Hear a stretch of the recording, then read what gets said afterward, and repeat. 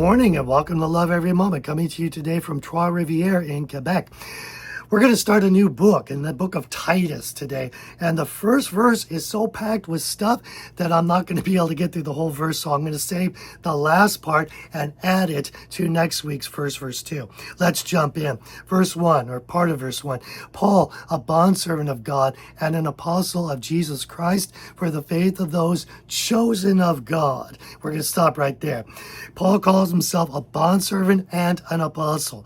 Now, a bondservant is not unlike a slave from the Old South who was bought by someone, owned by that master, and he controlled everything about the slave. The slave had no rights of his own.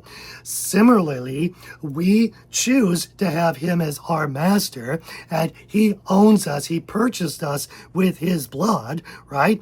And he gets to control every part of our lives, what we eat, what we drink, whether we marry or not, and to whom, what we do with our money, and just every aspect of our lives. He's in full control of it because we have submitted to him to that level. The difference being, again, we chose that, and he is the most loving master ever. And besides that, he's better at running my life than I could ever be. The second part says he is an apostle of Jesus Christ. Now, an apostle is not unlike a U.S. foreign ambassador who goes to a foreign country to represent the interests of the United States. So he speaks with the authority of the current administration. Okay, we too, being apostles with a small a, not like a large a with like Paul was, but a small a, we are representing the interests of God as we talk to individuals that we come in contact with. And it's a position of great authority. So notice that Paul calls himself a bondservant first, a very humble thing, and then an apostle. So if we humble ourselves first, he will lift us up. Now, then it says, for the faith of those chosen of God. Now, that's quite a topic to talk about. Let's look at a couple of cross-references, shall we? Ephesians 1, 4, and 5 says, just as he chose us in him before the foundation of the world, that we would be holy and blameless before him. In love, he predestined us to adoption as sons through Jesus Christ to himself, according to the kind intention of his will. So before the foundation of the world, so way before we were born, he chose us and he predestined us. Keep that in mind.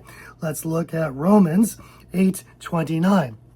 For those whom he foreknew, he also predestined to be conformed to the image of his son, so that he would be the firstborn among many brethren. So he foreknew us, and because of that, he predestined us to salvation and inheritance in his kingdom. In fact, other scriptures says that he's preparing a place for us right now. So he knows about us and chose us. That's a great feeling, isn't it? But what about the idea of us choosing him, and allowing him to be our master? Isn't that there? Well, sure it is. It's also there. But because he knew us before, he foreknew us, he knew that we would choose him. And so therefore he predestined us. Now, on that note, I believe in eternal security, which means I believe a true Christian can never lose his salvation. There's others that say, sure, you could lose your salvation or forfeit it by now not believing or rejecting him or something to that effect. But I don't believe that's possible, and here's why. If he foreknew us and knew what our choice was going to be, would he predestine us to eternal salvation, knowing that we would eventually reject him?